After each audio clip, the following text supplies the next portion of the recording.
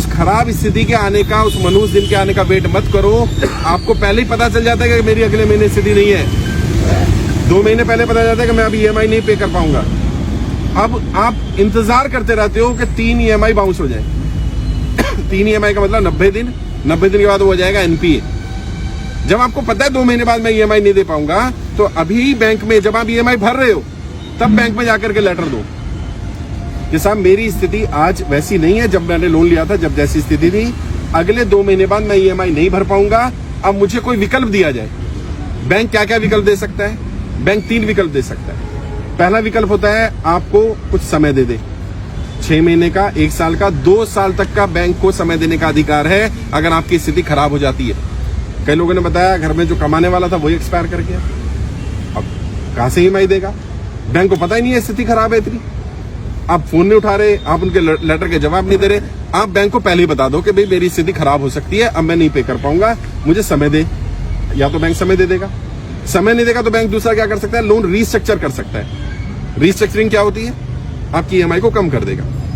आपका तो मेरी सैलरी थी 50,000 रुपए महीना, मैं 30,000 रुपए महीना EMI भर पा रहा था आराम से।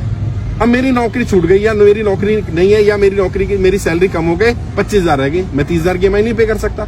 तो बैंक से रिक्वेस्ट करो कि मेरी EMI को उस रेंज में 15,000, 12,000 जितनी आप कर सकते हो उतनी रेंज में ले लेगा।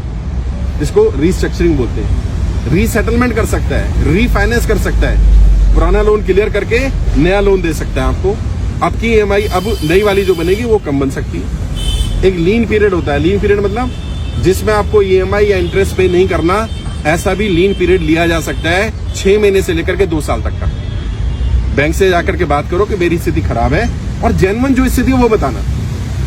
और बैंक से कुछ भी कम्युनिकेशन करो, बार बार बोल रहा हूं, बैंक से रिटर्न कम्युनिकेशन करो। बैंक क्या करता है आपको?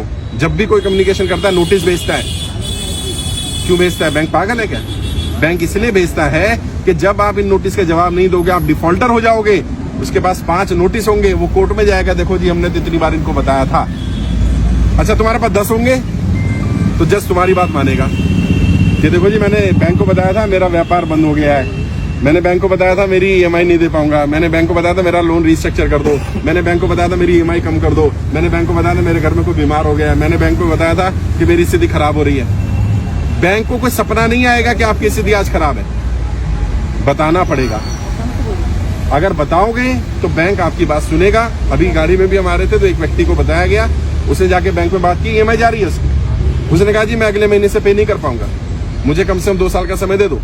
बैंक ने कहा 2 साल का समय नहीं मिलेगा आपको, मैक्सिमम मैं 6 महीने का समय दे सकता हूँ। और वो कह रहा सर क्या करना है? मैंने 6 महीने मिल गए ना, पहले 6 महीने का ले ले। 6 महीने में जब 5 महीने हो जाए फिर जाकर के एप्लीकेशन लगाओ कि मेरी स्थिति अभी भी ठीक नहीं हुई। अगर नहीं हुई है, अगर ठीक हो जाए, ऊपर वाला करे, कोई काम चल जाए, कुछ हो जाए तो भरना शुरू कर दो। लगातार 3 इंस्टॉलमेंट बाउंस मत होने देना, क्योंकि अगर लगातार 3 इंस्टॉलमेंट बाउंस हो जाती है तो उसको NPA डिक्लेयर किया जा सकता है। ऑल्दो बैंक इतनी जल्दी NPA नहीं करता। कारण क्या है? सारे बैंक शेयर मार्केट में लिस्टेड है, और अगर किसी बैंक का NPA 18-20% से ज्यादा दिखने लगेगा तो उसके शेयर की वैल्यू कम हो जाएगी। तो इसलिए जल्दी से बैंक भी NPA डिक्लेयर नहीं करता। लेकिन लगातार 3 इंस्टॉलमेंट 90 दिन तक अगर आपके अकाउंट में कोई ट्रांजेक्शन नहीं होती है तो ये माना जाएगा कि आप डिफॉल्टर हैं। तो इसका इलाज क्या है? मान लो आपकी EMI है 20,000 रुपए महीने की, आप क्या करो 5,000 रुपए डाल दो। अभी क्या होगा? ट्रांजेक्शन हो गए अकाउंट में, और अपने अकाउंट में नहीं डालनी, लोन अकाउंट में डालनी है। हर एक का लोन अकाउंट नंबर अलग होता है और पर्सनल अकाउंट अलग होता है। आप क्या करते हो? आपके लोन अपने अकाउंट से ही किस्त कटती है तो आप अपने अकाउंट में पैसा डालो, अपने में मत डालो। अगर पूरी किस्त डालनी है तो अपने में डालो, अगर पार्ट पेमेंट डालनी है तो लोन अकाउंट में डालो। अब क्या होगा? उनकी स्टेटमेंट में आ जाएगा किसी ने 5,000 रुपए डाले। अब अगर कल को कोर्ट जाएगा बैंक कि आप डिफॉल्टर हो तो आप दिखा सकते हो, देखो जी अगर मैं डिफॉल्टर होता। सर अभी मेरी भी 3 किस्तें टूट चुकी है, मुझे फोन आ रहा है बार बार।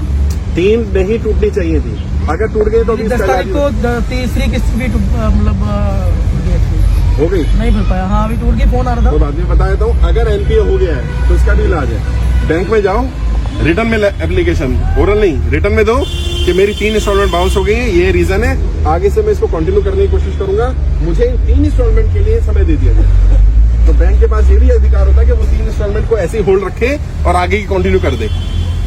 तो क्या होगा? आपका आगे का कंटिन्यू हो गया। अब 3 में जब थोड़ा सा पैसा है, थोड़ा थोड़ा करके 6 महीने साल भर में वो 3 क्लियर कर दो। फिर भी अगर 3 क्लियर नहीं होते तो कम से कम 1 जरूर क्लियर कर देना।